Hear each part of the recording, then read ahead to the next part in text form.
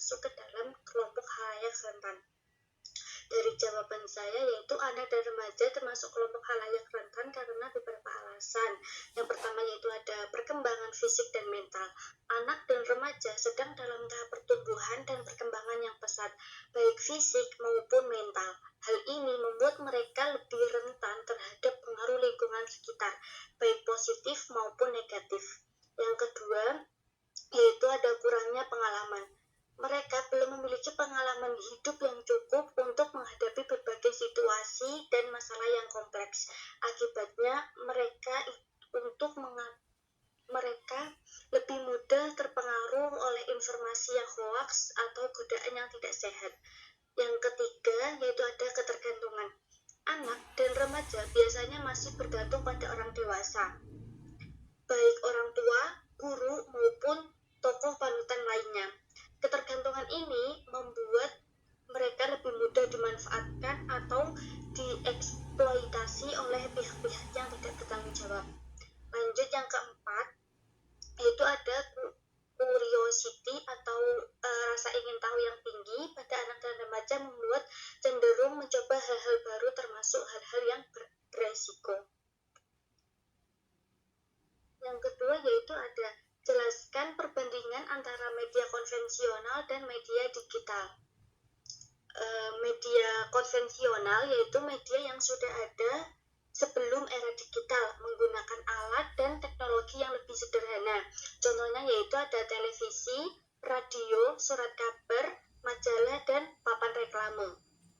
Kelebihan dari media konvensional yaitu ada informasi yang lebih terfilter, konten biasanya melalui proses penyaringan yang lebih ketat.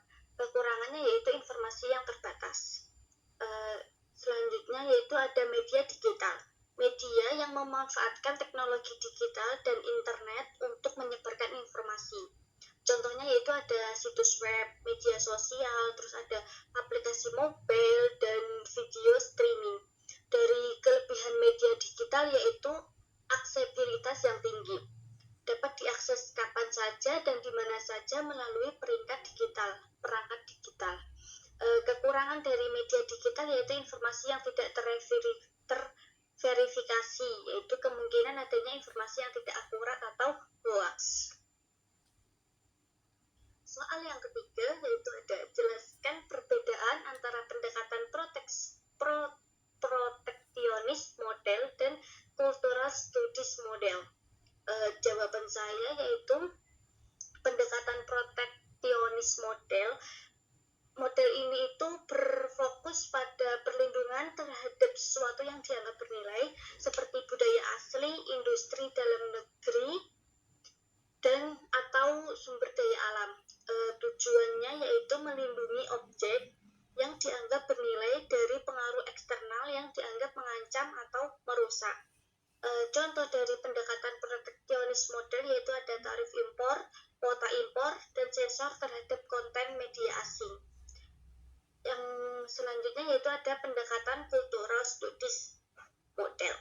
Model ini menganalisis bagaimana budaya terbentuk, diproduksi, dan dikonsumsi dalam konteks sosial, politik, dan ekonomi yang lebih luas. Tujuan dari pendekatan cultural studies model ini yaitu memahami bagaimana kekuatan dan relasi kuasa bekerja dalam produksi dan konsumsi budaya, serta bagaimana budaya membentuk identitas individu dan kelompok. Contohnya yaitu ada menganalisis bagaimana iklan televisi merepresentasikan gender. Selanjutnya yaitu soal yang keempat. Mengapa oligopoli atau konglomerasi berpengaruh terhadap opini rakyat atau demokrasi? Jawabannya yaitu ada pengaruh oligopoli terhadap opini publik dan demokrasi adalah kondisi pasar di mana hanya sedikit perusahaan besar yang menguasai suatu industri. Kondisi ini memiliki implikasi signifikan terhadap pembentukan opini publik dan kesehatan demokrasi. Berikut ada beberapa alasan mengenai hal tersebut. Yang pertama yaitu ada perusahaan-perusahaan besar yang membentuk oligopoli seringkali memiliki kepemilikan atas berbagai media massa seperti televisi, surat kabar, dan platform digital. Ini memberikan mereka kendali yang besar atas informasi yang disampaikan kepada publik.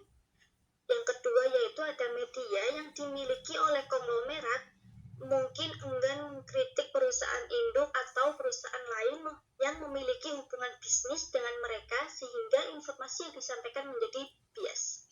Yang ketiga yaitu ada perusahaan-perusahaan besar dalam oligopoli memiliki sumber daya yang memadai untuk melakukan lobby kepada pemerintah.